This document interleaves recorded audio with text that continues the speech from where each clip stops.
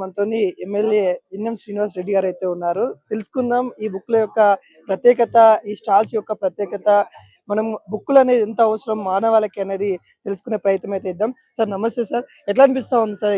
ఇక్కడ ఒక జాతర వాతావరణం లెక్క అనిపిస్తా ఉంది. మీకు ఎలా అనిపిస్తుంది? ఇది మనం సమాజానికి ఇచ్చే కానుక. ఇది ఇప్పుడున్న డిజిటల్ యుగంలో అలాగే ఎలక్ట్రానిక్ ప్రపంచంలో పుస్తకం యొక్క విలువను మర్చిపోతా ఉన్నాం. పిల్లలకు పుస్తకాన్ని పరిచయం చేయడానికి ఇది ఒక అద్భుతమైన అవకాశం.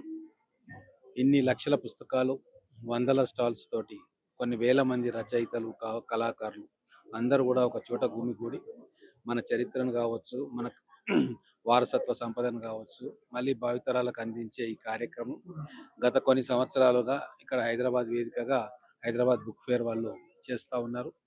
ప్రతి సంవత్సరము పెరుగుతూ ఉన్నారు పాఠకులు కావచ్చు, సందర్శకులు కావచ్చు. ఈ సంవత్సరం కూడా వెల్లువలాగా ఈ స్టాల్స్ సందర్శించడానికి, మంచి పుస్తకాలు కొనడానికి హైదరాబాద్ నుంచే కాక చుట్టుముట్టు ప్రాంతాల ప్రజలు జిల్లాల నుంచి కూడా ఇక్కడికి వస్తూ ఉన్నారు. చాలా అద్భుతంగా గవర్నమెంట్ సపోర్ట్ కూడా దీనికి ఉంది. కల్చరల్ డిపార్ట్మెంట్ వారు కూడా అన్ని ఏర్పాట్లు చేస్తూ ఉన్నారు. ఇది ఒక మంచి ప్రయోగం. దీన్ని హైదరాబాద్కే పరిమితం చేయకుండా జిల్లాలో కూడా వ్యాపింపజేయాలని చెప్పి మేము ఆలోచన చేస్తూ ఉన్నాం. రాబోయే రోజుల్లో తొందరలోనే మహబూబ్ నగర్లో కూడా ఇటువంటి బుక్ ఫేర్ను ఏర్పాటు చేయాలని చెప్పి నిర్వాహకులను కోరినాము. వాళ్ళు కూడా సానుకూలంగా స్పందించారు. బహుశా ఈ జనవరి 4వ వారంలో మహబూబ్ నగర్లో కూడా ఇటువంటి అద్భుతమైన బుక్ ఫేర్ను ఏర్పాటు చేయగలమన్న నమ్మకం ఉంది. ఈ బుక్లను చూస్తుంటే మన తెలంగాణకు సంబంధించిన బుక్స్ కానీ, యాసకు సంబంధించిన బుక్స్ కానీ, అరే ఇన్ని బుక్స్ ఉన్నాయా అనే ఆశ్చర్యానికి గురి చేసే విధంగా మాకు అనిపిస్తుంది. అంటే మా జనరేషన్ వాళ్ళకి కొంత బుక్స్ తోని అటాచ్మెంట్ అనేది చాలా తక్కువ ఉంది. ఏం చెప్తారు మా జనరేషన్కి? ఏం చెప్తారు?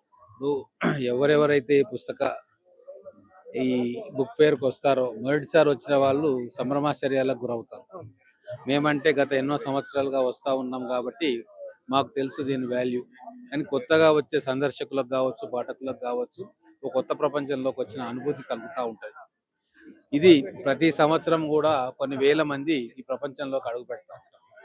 అయితే దీంట్లో గొప్పతనం ఏంటి అంటే ప్రతిసారి అవే పుస్తకాలు కాకుండా మళ్ళీ సంవత్సరం వరకు మన కొత్త పుస్తకాలు అందుబాటులోకి రావడం, కొత్త పబ్లిషర్స్ రావడం, కొత్త టెక్నాలజీ రావడం, ఇలా రకరకాలుగా ఇన్నోవేషన్స్ తోటి ఈ బుక్ ఫేర్ జరుగుతూ ఉంది.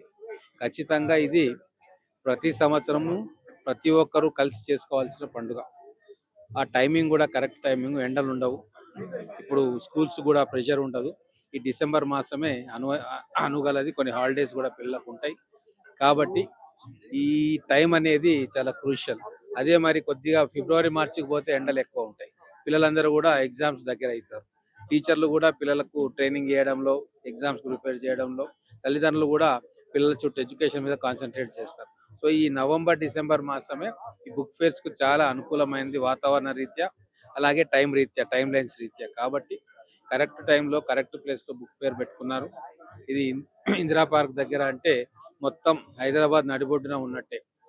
ట్రాన్స్పోర్ట్ నెట్వర్క్ కూడా దీనికి బాగా ఉంటుంది కాబట్టి కొన్ని వేల మంది ఇక్కడికి రావడానికి చాలా అనువైన ప్రదేశం.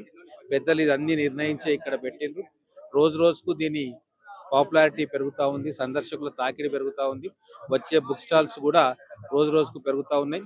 గతంలో local book stalls, local publishers వచ్చేవారు. ఇప్పుడు భారతదేశంలో ఉన్న అన్ని రాష్ట్రాల్లో ఉన్న పబ్లిషర్స్ కూడా ఈ బుక్ ఫేర్ ఎప్పుడు వస్తుందా, ఇక్కడ మా స్టాల్స్ పెట్టుకొని మా దగ్గర ఉన్న పుస్తకాలను ప్రపంచానికి పరిచయం చేయాలనే ఆలోచనతోటి చాలా మంది ఉన్నారు. నాకు తెలిసి దాదాపుగా 350 స్టాల్స్ ఇప్పుడు వచ్చినట్టున్నాయి.